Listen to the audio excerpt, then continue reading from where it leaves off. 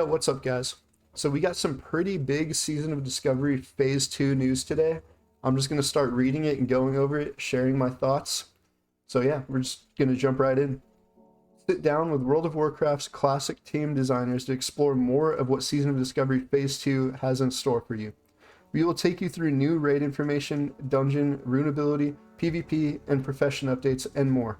With the preview, we want to take a moment to get ahead of the PTR since, like the previous classic PTR, the content for Season of Discovery Phase 2 will not actually be available to play.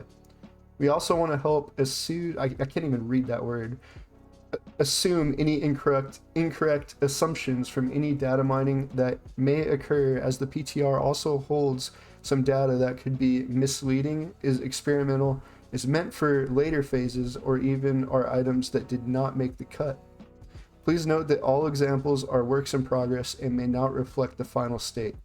So this is just saying that take everything you see with a grain of salt because it's not the final product, basically. All right, a look at Nomergon, raid dungeon. Everyone knows it's the raid, right? Location, Dunmaro, we knew that. Level 40, we knew that. Raid size 10, we knew that. There's only 6 bosses though, so it might be shorter unless they put like a lot of trash in it, which I don't know if they will. I assume it's probably going to be short, just like Black Fathom Deeps was. Much like Black Fathom Deeps in Phase 2, Nomergon will be a 10-player raid dungeon consisting of 6 bosses, which include 1 additional new boss. Each of the previous 5 bosses have been redesigned to present new challenges within the raid dungeon. This dungeon will also introduce a new world buff. Yep, we pretty much figured that that would happen. There will be a variety of new items and rewards, with even more epic rewards from additional sources beyond the last 2 bosses of the dungeon. There will also be new class sets to acquire and quests and rewards adjusted for level 40 players. So like almost like tier sets, but for level 40. That's what it seems like anyways. There will also be new class sets to acquire. So that sounds like there might be class specific sets. Maybe it's a 2 or 3 piece. I don't know. I assume it's probably going to be a 3 piece. We'll see. Players will also be able to undertake a new profession quest chain, leading to new materials players can use to craft more powerful items. So just like in Black Fathom Deeps, it's probably going to be similar. You're going to have to do some stuff in the dungeon to unlock it, and then you get like epic crafted items. That's always good. As a compromise for both leading edge players and more casual players, the raid dungeon will become available with the launch of Season of Discovery Phase 2, but there will be 2 lockouts on the normal weekly lockout timer at the start of the phase. This means the first of 3 raids resets will occur on February 13th, and the second will occur on February 20th, with the regularly scheduled maintenance. This will allow for leading edge players to get to level 40 and start their hunt in the raid right away, but also minimize the number of lockouts missed for those who level more slowly. I'm not going to go over this part too much. It's just saying that basically some bosses have moved normal areas. There's some like changes to like where they put the bosses and stuff like that. New loot. We have placed a few nods to older items that were previously staples in this dungeon. Items such as the automatic crowd pummeler will allow players to pick up just one of these items to reuse over and over as a quality of life improvement. I think that's really good for ferals. That's nice. Here's some of the gear. Looks pretty good. Additional items. These are just like fun little items. You can transform into a trog. I'm not going to go over the item sets too much right now. We got some new, I guess, 3-piece sets. I don't know if these are the class sets they were talking about, or if there's going to be more specific class sets you can get, or if these are just the ones that you can get for kind of like the BFD 3 pieces. Season of Discovery Phase 2 will also have new skill books added as a part of 5-player dungeon drops from the various creatures. These quality of life improvements will not take a rune slot and help to address things such as short aura durations for paladin blessings, totem control for shaman, or even as part of manipulating combo points for rogues and the target these are on, and more. Here are just a few examples. So teaches you enhanced blessings, testament of enhanced blessings. Revelations of totemic projection teaches you totemic projection. Manual of redirect teaches you redirect for rogue. So this is like extra stuff you can get that isn't part of runes, but it will help the quality of life features, like paladins having 5-minute buffs. I'm assuming they're probably going to be like 10-minute buffs, and then when we get the greater ones, they're going to be like 30-minute buffs, like in I believe TBC and Wrath they do that. But yeah, so it's gonna be nice. Rune ability updates. We wanted to provide everyone with a sneak peek at just some of the new runes that they will be able to discover as they continue to level up to 40. So this obviously isn't every rune that's going to be added for the next phase, but looks like they're teasing just a few of the ones we're going to get. My guess is I hope they make it to where there's only like maybe 6 to 8 runes this time, because it's way less to balance, and it's just going to get crazy if we end up having like, I don't know, 100 runes to choose from later on, or even like 50 is a lot, right? We'll see. Maybe they're going to add a lot, but I feel like they should make it like 6 to 8. And we also see that engrave your boots. So we're going to have runes on the boots now and runes on the belt. Engrave your belt. But yeah, these are just some of the runes. I'm not going to go over the runes too much right now. You can kind of just see them. Melee specialization, that's cool. Sheath of Light, that's cool. Pain suppression for priest, that's pretty crazy.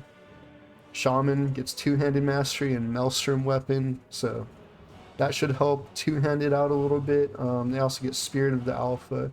Infuses the target with the spirit of an alpha wolf, increasing all threat generated by the target by 45% for 30 minutes. Limit one target, so you put that on like your main tank, whether it's you as the shaman, or I assume you can put it on like a rogue or like something else. It also just gives people more of a reason to bring a shaman if they don't bring a shaman tank. So that's pretty cool. Horde's probably going to want at least one shaman in their group at least for the 10-man raid now, because I feel like shaman in season or phase 1 was kind of underwhelming. Yeah, underwhelming. I don't know. Anyways, I'm not going to rant about the classes too much. I'm getting a little off topic, but let's go on to the next thing. PvP updates. Beware the Blood Moon. With phase 2 of Season of Discovery, we are introducing a new PvP event called the Blood Moon. This new event brings with a bit of mayhem to Stranglethorn Vale, and the Blood Moon will shine above the zone, casting an eerie red fog on the area. We saw that in like the little teaser video. Building on what we have learned from the Ashenvale PvP event in phase 1, we have created this event to occur on a more predictable timetable, so that players can plan for when they're able to take part. So event, the Blood Moon, win every 3 hours, so it'll be similar to like the arena in Stranglethorn, which is cool. I like that they're making it every 3 hours, so it's like it's set time. I think that's good. That's better.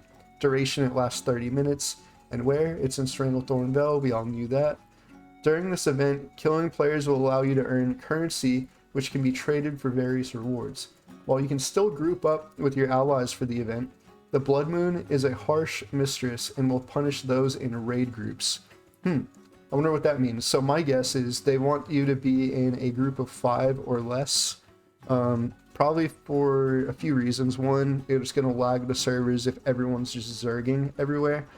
And I think what would be really cool is if you're in a 5-man group, right, and you get a kill, everyone in that 5-man group gets the currency, right? So if you're in a zerg, only 5 people in the raid will be able to get that currency if you're in a group of like 30 people, right? Some people aren't going to be able to get their tokens. So I don't know. We'll see what happens. There might be some exploits. People might just be in 5-man groups and then just run with like 40 people anyways, if they can all get a drop. I don't know what they're gonna do, but there might be some workarounds around it. Anyways, I actually like that they're focusing on smaller scale PvP rather than large scale. It's gonna make it fun, because like, I don't know, I like more like 5v5 kind of stuff, or like things like that, rather than like 40 versus like 30 or 40. It gets too clunky, too laggy, it gets crazy. For those who would rather live in peace and harmony with the land, you can opt out of the event by speaking with Zandalari Emissary, with the Zandalari Emissary. Okay, you will not be able to earn any rewards from the event if you opt out, and general realm PvP rules will still apply. So if you're on a PvP server, there's still PvP, you're just opting out of the event. It's whatever. Unlike in the Ashenvale PvP event, there will not be any PvP objectives in Stranglethorn Vale event. You will also need to keep a sharp eye out for the Chosen of the Blood Loa, who is more than a force to be reckoned with and will kill all in their path. So I'm guessing there are probably some like really high level mobs that will just like destroy people. And I also like that there's no event. It's just purely a bloodbath. It's going to be insane. It's going to be fun. New PvP rewards. If you're looking to spend your currency on new rewards, you'll want to seek out the merchant just outside of Gurubashi Arena. Players will be able to earn new class-specific item rewards. Emberblood Seal, it's a ring, class-specific for Mage. 9 stamina, 6 int, increases damage done by fire spells and effects by up to 16. It's pretty nice. Sanguine Skull Crusher, it's a one-hander, 50 to 93 top end, that's pretty massive. 2.3 speed, 10 strength, 6 agi. Some pretty good gear for the PvP events, it looks like. There are also 2 new faction agnostic mounts that players will be able to acquire by participating in the event. These level 40 mounts also have new appearances. So we got a saber-tooth cat and a raptor, pretty cool. There are also new quests which will help you earn Arathi Basin reputation. This event will not have an associated world buff. Okay, that's cool. I actually like that they're doing that too. PvP updates. Additional adjustments are coming to matchmaking. While we understand that it can be frustrating for solo players to match against pre-made groups, we want to be careful about impacting queues to address this. We are implementing 2 changes. Players in groups of 5 or fewer, you will have a higher chance to match against groups of 5 or fewer. Likewise, if you are in a group of 6 or more, you'll have a higher chance to match with groups with 6 or more. This will help aid in matching more pre-made groups with pre-made groups or non-pre-mades with non-pre-mades when possible. To account for the potential to create longer queues with the updated matchmaking system, the system will ignore these rules after a period of time should we start seeing these queues impacted. This will then match you with the first available so you can get in and play without waiting too much longer. That's good, I think. So they're kind of trying to address the pre-made problem, but they're still allowing people to pre-made. So we'll see how that ends up panning out, but I think it can't be any worse than it already is. Ashenvale update. Ashenvale will be moving to a 3-hour timer as well with Phase 2. The weekly quest world buff will not apply to players after level 39. I think that's good. Profession updates. So we got some new profession gear. I'm not going to go over the profession gear too much, but the one that I thought was interesting was Enchanted Sigil Innovation. So it requires enchanting 225. So I guess we're going to be going up to 225 on our skills, it looks like. But what it does is gain an enchanted sigil of innovation, empowering you to deal up to 20 increased damage and healing with spells, and increasing attack power by 20 for 30 minutes. This can only be applied outside of combat. So it's a way for enchanters to like get more usefulness out of having the enchanting skill. Things like that are really cool. So it's good to see it. They're adding new good things for the professions to keep them relevant and, you know, things like that. Because in vanilla, typically engineering overpowers. Oh, it's a lot better than a lot of the other professions. No more GDKP runs. We are experimenting with a new policy which will no longer allow GDKP runs in Season of Discovery. While we understand that there are some benefits for those who find this a convenient way to gain gear, we also recognize that there are concerns surrounding the erosion of the traditional guild and social structures that are part of the spirit of Season of Discovery. Given the experimental nature of Season of Discovery, we want to try things without this type of transaction taking place in this game mode. With the launch on February 8th, we will be restricting this activity. We'll have more information to share on our official channels and we'll be monitoring feedback closely. That's really good because I feel like GDKPs kind of ruined Wrath. Like, there was so many GDKPs in Wrath, and even before that in TBC there's a lot of GDKPs, but there was still people running guild runs, and like for the most part, and there was still in vanilla like Classic 2 in 2019, but they weren't nearly as prominent. Like once Wrath hit, it was just nothing but GDKP runs, like no guild runs, just everyone just doing GDKPs. It just kind of ruined the community aspect of the game a lot, I feel like. So I think that's a good change. No more GDKP runs. I'm very against GDKPs, honestly. Like, the idea of them is fine, but the problem is that people are just buying gold and then buying gear that they use with that gold they bought.